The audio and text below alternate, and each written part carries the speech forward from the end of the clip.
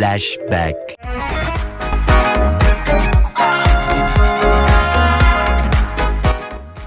എങ്ങനെയുണ്ടായിരുന്നു എന്റെ പെർഫോമൻസ്?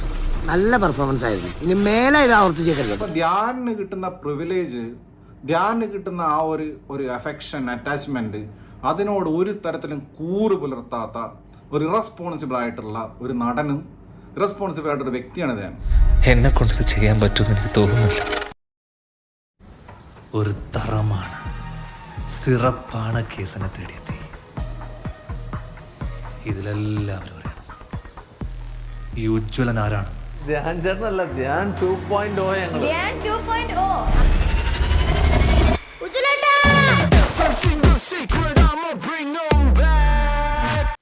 വിശ്വാസം വരണില്ലല്ലേ? ഈ കഥയ്ക്ക് അങ്ങനെ ഒരു കുഴപ്പമുണ്ട്. I think he has lost his touch. ചോരയില് കുളിച്ചു കിടക്കുന്ന മേരിയുടെ ശവശരീരം. നീ ഇത്രയും ഭയങ്കരനായ വിവരം ഞാൻ അറിഞ്ഞില്ല. അവൻ ആരാണെന്ന് ആർക്കെങ്കിലും കണ്ടുപിടിക്കാൻ പറ്റുമെങ്കിൽ അത് നിനക്ക് മാത്രമായിരിക്കും.